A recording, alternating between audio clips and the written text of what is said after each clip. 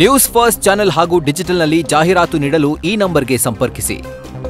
ದಸರಾ ಉದ್ಘಾಟನೆಗೆ ಬಾನು ಮುಷ್ತಾಕ್ ಅವರ ಆಯ್ಕೆಯ ವಿವಾದ ಇನ್ನೂ ಕೂಡ ತಣ್ಣಗಾಗಿಲ್ಲ. ಬಾನು ಮುಷ್ತಾಕ್ ಅವರ ಆಯ್ಕೆಗೆ ಬಿಜೆಪಿ ನೇರ ವಿರೋಧವನ್ನ ಮಾಡ್ತಾ ಇದೆ. ಬಾನು ಮುಷ್ತಾಕ್ ಅವರ ಆ ಒಂದು ಮಾತಿನಿಂದ ಧರ್ಮ ಸಂಕಟದಲ್ಲಿ ಸಿಕ್ಕಾಕೊಂಡಿದೆ ರಾಜ್ಯ ಸರ್ಕಾರ. ಮುಂದೇನು ಮಾಡಬೇಕು ಅಂತ ಹೇಳಿ ರಾಜ್ಯ ಸರ್ಕಾರ ಆಲೋಚನೆ ಮಾಡ್ತಾ ಇದೆ.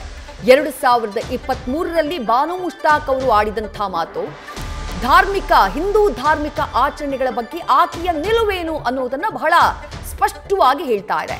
ಹೀಗಿರುವಂತಹ ಟೈಮ್ನಲ್ಲಿ ನಾಡ ಹಬ್ಬ ದಸರಾಗೆ ಆಕೆಯನ್ನ ಆಯ್ಕೆ ಮಾಡೋದು ಅಥವಾ ಆಕೆಯಿಂದ ದಸರಾ ಉದ್ಘಾಟನೆ ಮಾಡಿಸೋದು ಎಷ್ಟರ ಮಟ್ಟಿಗೆ ಸರಿ?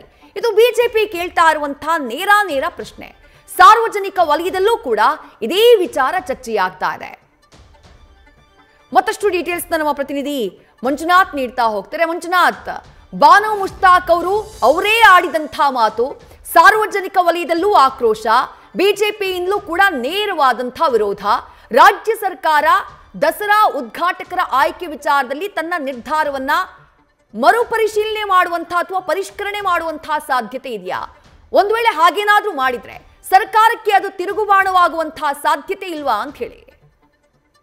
ವಿದ್ಯಾ, ಖಂಡಿತ. ಏನಂದರೆ ಏನು ದಸರಾ ಉದ್ಘಾಟನೆಗೆ ಈಗಾಗಲೇ ಬಾನು ಮುಷ್ತಾಕ್ ಅವರನ್ನು ನೇಮಕ ಮಾಡಿ ಆಯ್ಕೆ ಮಾಡಿ ರಾಜ್ಯ ಸರ್ಕಾರ ಒಂದು ನಿರ್ಧಾರವನ್ನು ತೆಗೆದುಕೊಂಡಿದೆ. ಈ ಒಂದು ನಿರ್ಧಾರ ಸಾಕಷ್ಟು ಚರ್ಚೆಗೆ ಗ್ರಾಸವಾಗಿರುವಂಥದ್ದು. ಪ್ರಮುಖವಾಗಿ ಏನು ಬಾನು ಮುಷ್ತಾಕ್ ಅವರು ಹಿಂದೆ ತಮ್ಮ ಏನು ಹೇಳಿಕೆ ನೀಡಿದ್ರು, ಆ ಹೇಳಿಕೆಯನ್ನು ಇಟ್ಕೊಂಡು ಈಗ ಬಿಜೆಪಿ ಆಗಿರ್ಬೋದು, ಜೊತೆಗೆ ಸಾರ್ವಜನಿಕ ವಲಯದಲ್ಲೂ ಕೂಡ ಸಾಕಷ್ಟು ಚರ್ಚೆಗೆ ಗ್ರಾಸವಾಗಿದೆ. ಜೊತೆಗೆ ಗೊಂದಲಗಳು ಕೂಡ ಮೂಡ್ತಾ ಇರುವಂಥದ್ದು. ಯಾಕಂದರೆ ಏನು ಹಿಂದೆ ಬಾನು ಮುಷ್ತಾಕ್ ಅವರು ತಾವು ಒಂದು ಭಾಷಣ ಮಾಡುವ ಸಂದರ್ಭದಲ್ಲಿ ಧರ್ಮವನ್ನು ಉಲ್ಲೇಖಿಸಿ ಅದರಲ್ಲೂ ಕೂಡ ಕನ್ನಡ ಭಾಷೆಯನ್ನು ಕನ್ನಡ ಭುವನೇಶ್ವರಿಯಾಗಿ ಮಾಡಿದ್ದೀರಾ. ಜೊತೆಗೆ ಕನ್ನಡ ಧ್ವಜಕ್ಕೆ ಅರಿಶಿಣ ಮತ್ತು ಕುಂಕುಮವನ್ನು ನೀವು ಹಾಕಿ ಲೇಪನ ಮಾಡಿ ಅದನ್ನು ಕನ್ನಡಾಂಬೆಯಾಗಿ ಕೂರಿಸಿದ್ದೀರಾ. ಇಲ್ಲಿ ನಾನು ಯಾವ ರೀತಿ ತೊಡಗಿಸ್ಕೊಳ್ಬೇಕು ಅನ್ನೋ ಒಂದು ಪ್ರಶ್ನೆಯನ್ನು ಮಾಡಿದರು. ಅದರಲ್ಲೂ ಕೂಡ ಆಕೆಯ ಸಾಹಿತ್ಯದಲ್ಲಿ ಮತ್ತು ಧರ್ಮದ ಒಂದು ಲೇಪನವನ್ನು ಕೂಡ ಕೊಟ್ಟಿರುವ ಹಿನ್ನೆಲೆಯಲ್ಲಿ ಈ ಒಂದು ವಿಚಾರವಾಗಿ ಬಿಜೆಪಿ ವಿರೋಧವನ್ನು ವ್ಯಕ್ತಪಡಿಸ್ತಾ ಇದೆ. ಅದೇ 2017ರಲ್ಲಿ ನಿಸಾರ್ ಅಹಮದ್ ಅವರು ಕೂಡ ಅಲ್ಪಸಂಖ್ಯಾತರಾಗಿದ್ದರು. ಅವರನ್ನು ಕೂಡ ದಸರಾ ಉದ್ಘಾಟನೆಗೆ ಆಹ್ವಾನ ಕೊಡಲಾಗಿತ್ತು. ಆದರೆ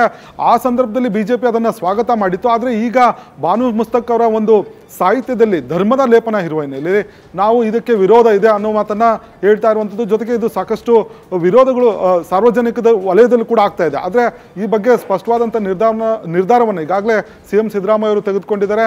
ಆದರೆ ಇಲ್ಲಿವರೆಗೂ ಕೂಡ ದಸರಾ ಉದ್ಘಾಟನೆಗೆ ಯಾರನ್ನು ಆಯ್ಕೆ ಮಾಡ್ತಾರೆ ಅವರನ್ನು ಮತ್ತೆ ಬದಲಾವಣೆ ಮಾಡಿದ ಇತಿಹಾಸ ಇಲ್ಲ. ಹಾಗಾಗಿ ಇವರನ್ನು ಕೂಡ ಮುಂದುವರಿಸುವ ಸಾಧ್ಯತೆಗಳೇ ಸರ್ಕಾರದ ಮುಂದಿರುವಂಥ ಆಯ್ಕೆಗಳು.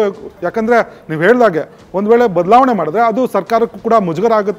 ಜೊತೆಗೆ ಅಲ್ಪಸಂಖ್ಯಾತರು ಇದು ಏನು ಸರ್ಕಾರದ ವಿರುದ್ಧ ತಿರುಗಿ ಬಿಡುವ ಸಾಧ್ಯತೆಗಳು ಇರುವಂಥದ್ದು. ಯಾಕಂದರೆ ಅಲ್ಪಸಂಖ್ಯಾತರನ್ನ ಅಂದರೆ ಹೆಚ್ಚು ಕಾಂಗ್ರೆಸ್ ಪರ ಇರುವ ಹಿನ್ನೆಲೆಯಲ್ಲಿ ಈ ನಿರ್ಧಾರದಿಂದ ಸರ್ಕಾರ ಒಂದು ಗೊಂದಲಕ್ಕೂ ಕೂಡ ಸಿಕ್ಕಿದೆ. ಜೊತೆಗೆ ಈ ನಿರ್ಧಾರವನ್ನು ವಾಪಸ್ ತೆಗೆದುಕೊಳ್ಳೋದು ಬಹುತೇಕ ಅನುಮಾನ ಅಂತ ಹೇಳ್ಬೋದು. ಆದರೆ ಬಿಜೆಪಿ ಮಾತ್ರ ಬದಲಾವಣೆಗೆ ಪಟ್ಟಿಡಿದಿದೆ. ಜೊತೆಗೆ ಸಾರ್ವಜನಿಕ ವಲಯದಲ್ಲೂ ಕೂಡ ಈ ಒಂದು ವಿಚಾರ ಬದಲಾವಣೆ ಮಾಡ್ತಾರ ಸರ್ಕಾರ ಅನ್ನೋದನ್ನ ಕಾದು ನೋಡ್ತಾ ಇರುವಂಥದ್ದು. ವಿದ್ಯಾಶ್ರೀ, ಥ್ಯಾಂಕ್ ಯು ಮಂಜುನಾಥ್ ತಮ್ಮೆಲ್ಲ ಡೀಟೇಲ್ಸ್ಗೆ.